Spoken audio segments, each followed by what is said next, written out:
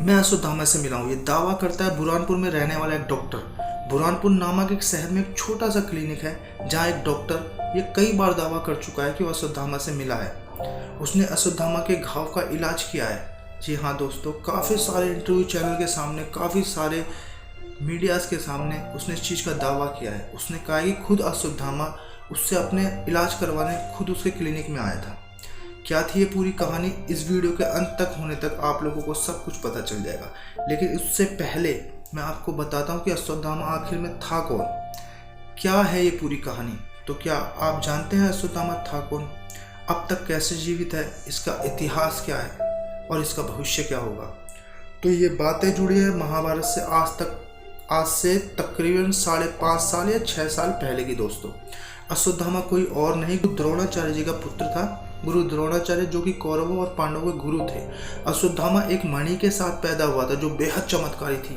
ये मणि ऐसी थी कि जिसके शरीर में भी लगी होती थी उसके पास बहुत शक्तिशाली हो जाता था, इंसान बहुत ताकतवर हो जाता था।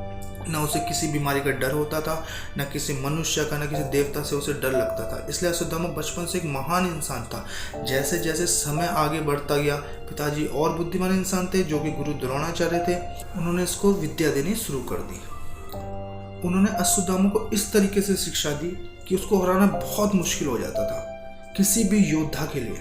फिर कुछ समय बाद जब युद्ध प्रारंभ होता है तो सारे कौरवों की, पांडवों की मृत्यु हो जाती है और उसके बाद गुरु द्रोणाचार्य जी की मृत्यु हो जाती है।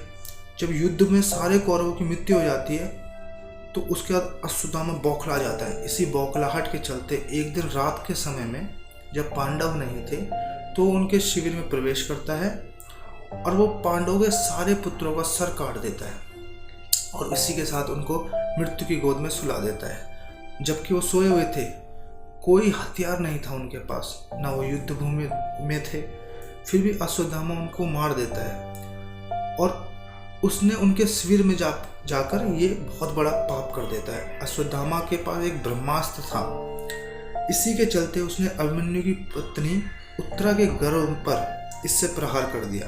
पर उत्तरा के गर्भ पर कोई साधारण इंसान नहीं था, वो थे राजा परीक्षित। जैसे ही ये खबर श्री कृष्ण को पड़ी, उन्होंने सुदर्शन से उत्तरा के गर्भ को बचा लिया और जब इसको भगवान श्री कृष्ण ने रोकने का प्रयास किया तो ये कृष्ण के ऊपर भी बौखला उठा। तब भगवान श्री कृष्ण ने क्रोध में आकर अपने सुदर्शन चक्र से उसकी मणि निकाल ली। अश्वत्थामा जिसको इतना गुरूर आया था वो सब उसकी मणि की वजह से ही था। अश्वत्थामा बहुत शक्तिशाली था और बुद्धिमान भी था, पर उसके एक लोभ के कारण उसका नाश हुआ। उसको लोभ ये था सत्ता शासन का, उससे अपनी मित्रता के कारण भी ये सब किया। लेकिन आपको सोचना चाहिए कि आप मित्र किसके बन रहे हैं। अश्वत्थामा ने मित्रता की थी दुर्योधन से, तो सारे पाप में उसका भी साथ ही हुआ। इसके चलते भगवान कृष्ण ने इस गलत चीज के लिए अश्वत्थामा को समय चक्र के अंत तक पृथ्वी में सड़ने का श्राप दे दिया। दरअसल कृष्णा ने उसको अमरता का श्राप दे दिया था। अश्वत्थामा के शरीर में घाव आ चुके थे। भगवान कृष्ण ने सुदर्शन चक्र से इस तरह प्रहार किया कि उसकी मृत्यु न हो, वो तड़पता रहे, भटकता रहे और उसकी मृत्यु न हो। जब तक ये समय चक्र चालू रहे वो पृथ्वी पर ही रहे, अपने पूरे शरीर के साथ भटकता रहे। मृत्यु मांगे पर उसे मृत्यु नहीं मिले कभी। उसके घाव से लगातार खून बहता रहेगा। जब तक वो जीवित रहेगा अपने घाव से वो तड़पता रहेगा। उसके लिए खाने को कुछ नहीं होगा, उसके पास पीने को कुछ नहीं होगा। लोग उससे डरेंगे क्योंकि उस टाइम के लोग बहुत ही लंबी चौड़ी कद काठी के हुआ करते थे और आजकल के लोग नॉर्मल कद काठी के। भगवान कृष्ण को ये पता था कि कोई भी उसके सामने आएगा लोग उससे डर कर भागेंगे, कोई उसका साथ नहीं देगा, क्योंकि सबको ये पता होगा कि अश्वत्थामा आखिर में था क्या उसने काम किए थे। समय समय पर ऐसे लोग आए जो कहते हैं अश्वत्थामा जा चुका है, अब वो नहीं है, वो अपने आराम से श्राप काट चुका है, पर ऐसा कुछ भी नहीं है। अगर इस चीज को डिटेल में समझे तो भगवान श्री कृष्ण ने समय चक्र के अंत तक भटकने का श्राप दिया था उसको। खैर काफी सारे लोग ये ऐसे भी आए जिन्होंने कहा कि मैंने अपनी आंखों से अश्वत्थामा को देखा है। आज मैं आपको बुरहानपुर, जी हाँ बुरहानपुर, जहाँ से कई ऐसे किस्से सामने आए, ऐसे लोग सामने आए जिन्होंने ये दावा किया है कि अश्वत्थामा उनके सामने आया है, कभी बाय चांस हमने उनको देखा है। अश्वत्थामा बहुत विशालकाय इंसान है, इसके सारे शरीर से हमेशा खून और पीप बहती रहती है और इसके शरीर से बहुत ही ज़्यादा दुर्गंध आती है। ये लोगों के घर घर जाकर उनसे तेल और हल्दी मांगता है। खैर, आज मैं दोस्तों आपको एक डॉक्टर के बारे में बताता हूँ। ये एक नॉर्मल सा डॉक्टर है जो अपनी नॉर्मल ज़िंदगी काट रहा है। उसकी ज़्यादा क्लिनिक चलती भी नहीं, लेकिन आज का एक ऐसा दिन था, शनिवार का दिन था, उसको जो क्लिनिक उसका खचाखच भरा हुआ था। वो हैरान था कि इतने सारे लोग कभी मेरे क्लिनिक में आते ही नहीं हैं, आज कैसे आ गए। अब वो बहुत खुश भी था, लोगों का इलाज कर रहा था कि अचानक एक अलग सा दिखने वाला इंसान उसके क्लिनिक में एंटर करता है।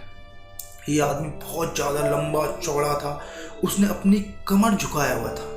उसके पास से ऐसी दुर्गंध आ रही थी कि लग रहा था कि ये इंसान काफ़ी टाइम से नहाया तक नहीं है। असलियत में दुर्गंध उसके घाव के सड़ने की वजह से आ रही थी। बहुत सारे लोग उसको देखकर कतराने लगे, आगे से पीछे हट गए।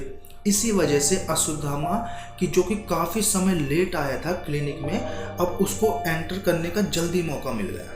बहुत सारे लोग उससे घिन खा रहे थे क्योंकि भगवान श्री कृष्ण ने ऐसा श्राप दिया था उसको। जैसे ही वो अंदर जाता है, डॉक्टर समझ जाता है कि ये आदमी बहुत ही ज़्यादा गरीब इंसान है, इसको बहुत मदद की ज़रूरत है। तो डॉक्टर डिसाइड करता है कि मैं इससे पैसे नहीं लूँगा। वो अश्वत्थामा का चेहरा देखता है और बोलता है, आप घबराइए मत, आपसे पैसे नहीं लूँगा। अश्वत्थामा का चेहरा ऐसे जैसे पोकर फेस होता है ना। डॉक्टर को लगा आजकल ऐसा फेस लेकर कौन घूमता है। डॉक्टर उससे बोला कि चिंता मत करिए, मैं आपसे पैसे नहीं लूँगा, मैं आपका इलाज करूँगा। अब डॉक्टर बोलता है उससे कि बताओ तुम्हारा घाव कौन सा है। तो अश्वत्थामा, जिसने अपने मुंह पर एक पुराना सा कंबल ओढ़ा हुआ था, और उसको हटाता है और अपने माथे पर हाथ लगाते हुए कहता है ये देखो, ये है मेरा घाव, यहाँ पर मुझे बहुत तकलीफ होती है। डॉक्टर ने वो घाव देखा और सोचा, बड़ा हैरान हुआ, ये तो बहुत पुराना घाव लग रहा है, आपने अब तक इसका इलाज क्यों नहीं करवाया? अगर आपको मेरे बारे में पता था तो आप पहले क्यों नहीं आए? फिर डॉक्टर उससे कहता है, फिक्र मत करो, अब आ गए हो, मैं तुम्हारा इलाज करूँगा। ऐसे ही बातों बातों में डॉक्टर ऐसे पीछे की तरफ घूमता है, दवाई निकालने लगता है, और दवाई निकालते निकालते ऐसा मजाक में बोलता है कि भाई तुम्हारे शरीर से दुर्गंध भी आ रही है, तुम्हें बहुत सारे घाव भी हैं, इससे लगातार खून भी बह रहा है, और ये घाव भी लग रहा है हजारों साल पुराना भी है, कहीं तुम अश्वत्थामा ही तो नहीं हो। डॉक्टर ने इस बात को मजाक में बोला था।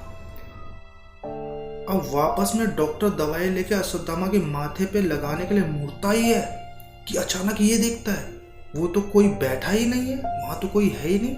अभी जो आदमी था, जिसको डॉक्टर जानता भी नहीं था कि वो अश्वत्थामा है, जो अपने घाव का इलाज कराने के लिए आया था, वो नहीं है। जैसे ही डॉक्टर बोला कहीं तुम अश्वत्थामा तो नहीं, वो अपने आप गायब हो गया वहां से। दरअसल वो डॉक्टर के सामने से गायब नहीं, पीछे से गायब हुआ था।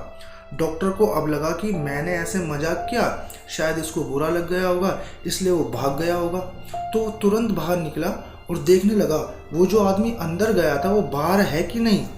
वहाँ बाहर कंपाउंडर भी था और बहुत सारे लोग भी थे, किसी ने उसे बाहर निकलते हुए नहीं देखा। छोटा सा डॉक्टर का केबिन, ना गेट खुला ना गेट बंद हुआ। फिर वो आदमी गया कहाँ? किस्मत से डॉक्टर के पास एक सीसीटीवी कैमरा भी था, पर विश्वास नहीं मानोगे, उसमें भी कोई भी कैप्चर नहीं हुआ था, न जाते हुए न आते हुए। डॉक्टर समझ गया, सारे लोग भी समझ गए। वो समझ गए कि उसका सामना किसी और से नहीं, अश्वत्थामा से हुआ था। ऐसे बहुत सारे किस्से हैं जिनसे साबित होता है कि कहीं ना कहीं अश्वत्थामा आज भी जीवित है। क्या आप लोग के साथ कभी ऐसा हुआ है? अगर आप लोग मध्य प्रदेश के रहने वाले हैं, क्योंकि मध्य प्रदेश में काफ़ी सारी ऐसी जगहें हैं जहाँ पर ऐसे किस्से सामने आए कि उन्होंने एक विशालकाय इंसान को देखा है, जो हो सकता है अश्वत्थामा हो। तो ऐसा कोई एक्सपीरियंस आप लोगों के साथ भी हुआ है तो मुझे कमेंट सेक्शन में ज़रूर बताएं, मुझे भी इंतज़ार रहेगा। और मेरे चैनल को सब्सक्राइब जरूर करना। तब तक के लिए धन्यवाद। जल्दी मिलते हैं एक नई